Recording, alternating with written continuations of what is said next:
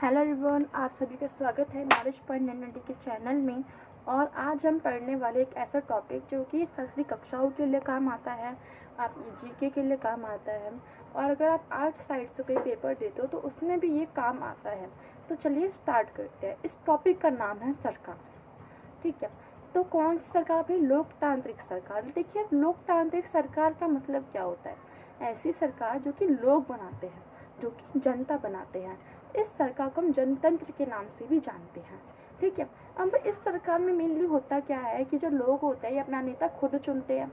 ठीक है, और ये जो लोग होते हैं ये अपना नेता चुनते हैं वोट के द्वारा। अब इस वोट चुनने का जो अधिकार है इसको हम कहते हैं वयस्क वोट अधिकार। इस अधिकार में 18 साल से उससे ऊपर के जितनी भी जनता है वो सारी वोट डाल सकती है। अब चाहे वो गरीब हो, अमीर हो, वो अपाहिज हो, या फिर वो लड़का हो या फिर लड़की हो, इस समय कोई भी फर्क नहीं पड़ता है। बस वो 18 साल का होना चाहिए और भारत देश का नागरिक होना चाहिए, और इसी के साथ बस यही है। ठीक है, अब हम आते हैं नेक्स्ट पॉइंट पे।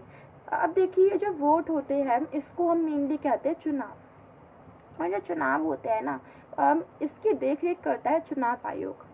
अब आप पूछेंगे कि भैया चुनाव आयोग क्या होता है? चुनाव आयोग एक समूह होता है, एक ग्रुप होता है जो कि सरकार बनाते हैं, जो कि देख रेख करता है कि चुनाव के समय, मतलब कि वोट के समय जो नेता लोग हैं वो कहीं कुछ गलत काम तो नहीं कर रहे, कहीं वो चुनाव संहिता का पालन तो नहीं कर रहे।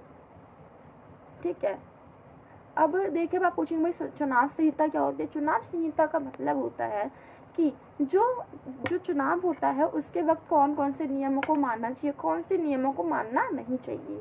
ये सारी जो चीज़ें होती है ये किस में लिखी होती है? हमारी चुनाव संहिता में लिखी होती है।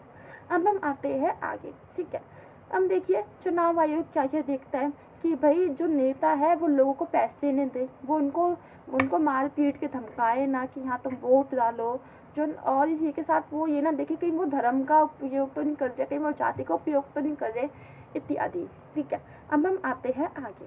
अब हम पढ़ते हैं इसमें वो मेन चीज़ जिसके लिए ये वीडियो आज बनी है, कार्यपालिका, विधायिका और न्यायपालिका।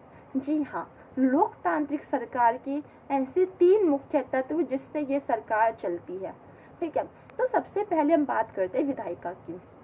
अब देखिए, हमें ये जानना पड़ेगा कि भाई जो विधायिका होती है वो बनी किससे होती है? वो बनी होती है राज्यसभा, लोकसभा और इसी के साथ आपका प्रधानमंत्री और राष्ट्रपति से। ठीक है, और ये जो आपकी जो विधानसभा होती है, सॉरी, ये जो आपकी होती है विधायिका। ठीक है, इसका मेनली काम क्या होता है? कानून का निर्माण करना, कानून को बनाना। अब हम आते हैं इसमें राज्यसभा और लोकसभा को लेकर। राज्यसभा जो होता है ये होता है मेनली, अगर आप देखेंगे तो निचले स्तर पे, लोकसभा होता है ऊपरी स्तर पे। जो राज्यसभा होती है इसमें 545 के आसपास की सीटें होती है, और जो लोकसभा होती है उसमें 552 के आसपास सीटें होती है। ठीक है, इसी के साथ जो सभा होती है इसका कार्यकाल, मतलब कि वो कितने टाइम तक इसमें जो सदस्य वो अपना काम करते हैं वो होता है 6 साल। लोकसभा का कार्यकाल 5 साल तक का होता है। अब हम आते हैं अपने अगले टॉपिक पर। ठीक है, अब देखिए यहाँ पे क्या होगा, समझिए कि कोई कानून चाहिए, हमें नए कानून चाहिए, तो वो पहले तो राज्यसभा में जाएगा, उसके बाद वो जाएगा लोकसभा में। अगर हाँ हो जाता है वो फाइनल है तो वो राष्ट्रपति के पास जाएगा। फिर जो राष्ट्रपति है वो बस कह सकता है कि यहाँ आप इसे दोबारा देख लो, इसमें कुछ गलती तो नहीं है, लेकिन वो इसको मना नहीं कर सकता। राष्ट्रपति का यहाँ पे सीधा सीधा काम हस्ताक्षर करने का होता है। अब हम नेक्स्ट टॉपिक पे आते हैं कार्यपालिका पर। कार्यपालिका का काम क्या होता है? कार्यपालिका का काम होता है कि जो कानून हमें किसने दिए, भी विधायिका ने निर्माण करा है उसको लागू करना। ठीक है, इसमें बहुत सारे मंत्री भी हेल्प करते हैं। ठीक है, अब हम आते हैं नेक्स्ट पर टॉपिक पर। अब जो तीसरा तत्व उसको हम कहते हैं न्यायालय, न्याय मिलना।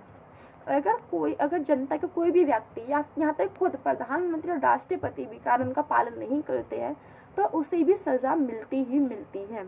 ठीक है, यही होती है न्यायालय। और जो न्यायालय होती है 3 प्रकार की होती है, सर्वोच्च न्यायालय, जिला न्यायालय और प्रमुख न्यायालय। ठीक है, अब जो न्यायालय होती है ये होती है जिले के स्तर पर, और इसी के साथ मतलब कि जो छोटे स्तर पे होती है और जो प्रमुख होती है ये होती है शहर के स्तर पर। और अगर आप देखेंगे कि जो सर्वोच्च होती है वो होती है देश के स्तर पर। ठीक है, अब इसमें जैसे कि किसी को जिले में तकलीफ है तो वो जिला न्यायालय में जाएगा। अगर किसी को किसी शहर में तकलीफ है तो वो किस में जाएगा, प्रमुख न्यायालय में। अगर उसको बहुत बड़ी तकलीफ हो तो वो जाएगा सर्वोच्च न्यायालय में। अगर अगर किसी व्यक्ति को प्रमुख और जिला दोनों में क्या नहीं मिल रहा भाई, उनको न्याय नहीं मिल रहा, तो वो लोग सर्वोच्च न्यायालय में जाएंगे, वहाँ पे इनको न्याय पक्का मिलेगा। ठीक है, तो यहीं पर हमारी जो वीडियो ख़त्म हो जाती है। लाइक एंड सब्सक्राइब जरूर करना। Bye bye.